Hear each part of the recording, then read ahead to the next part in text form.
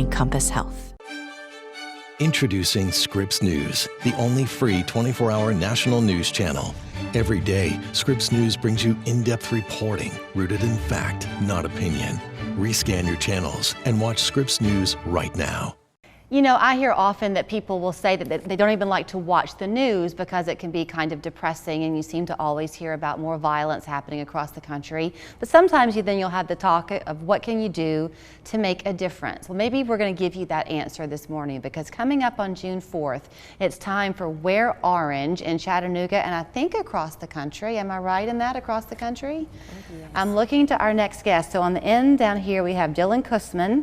Next to him is Judy Gallagher. And then next to me is Satedra Smith, who lost her son Jordan to gun violence in 2015. So good to see you all three. Thank you. Each one of you kind of has a different reason why you decided to kind of step up and say, I want to talk about this. And no one's trying to have a political conversation, but everybody can agree that we don't want to live in a violent country.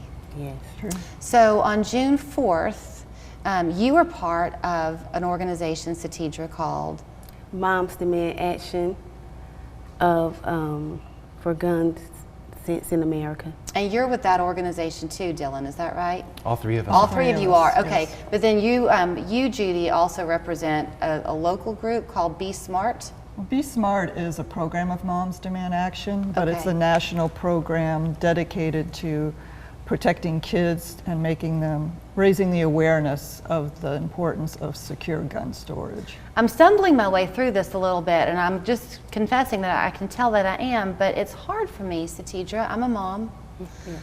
So to talk to you and see you here so poised, wanting to find a way to honor Jordan and help other moms from having to feel the same pain that you felt in 2015 and still do, I'm sure, every day. Yes. On June 4th, victims are going to have their pictures put up at Miller Park. Is that right? Yes, ma'am.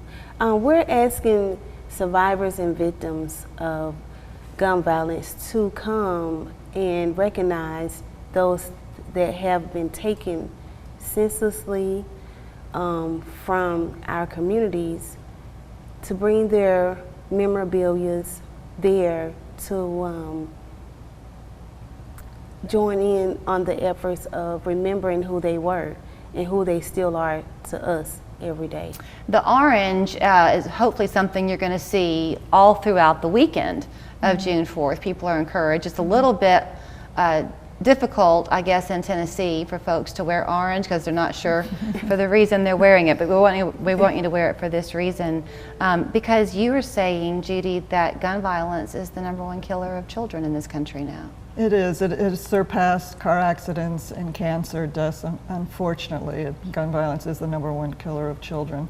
And so we're honoring, again, those survivors this weekend.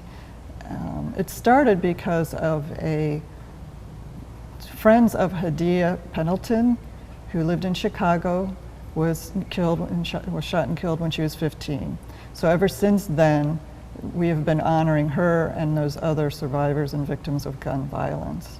I had asked the three of you if there was something specific you wanted to make sure we did focus on, and before the two of you had a chance to say anything, Satedra jumped in to say the survivors. Yes. Every day, I'm sure, is its own battle.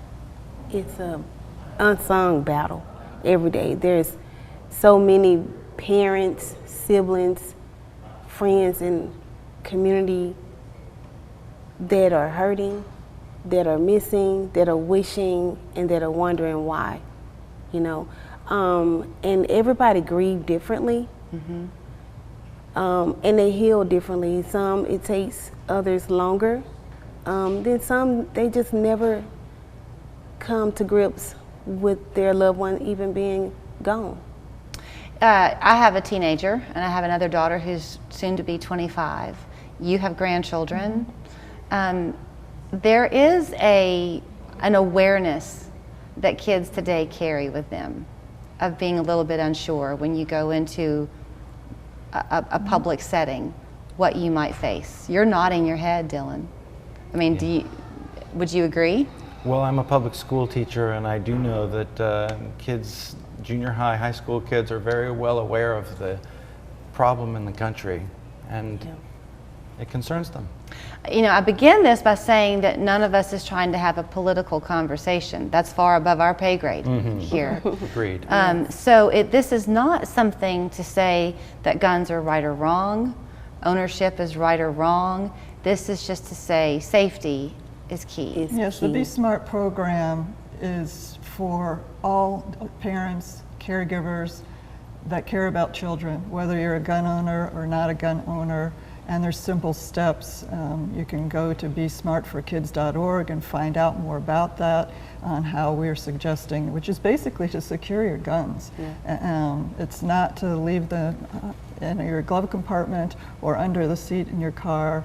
There's secure things for vehicles as well as your home, so that children and teens don't have access. You know, it's going to take a lot of time. I know you've been doing it for a while, but repetition is a powerful thing. Yes. So helping people to see, as you wear your orange that weekend, it will remind people of the need to protect.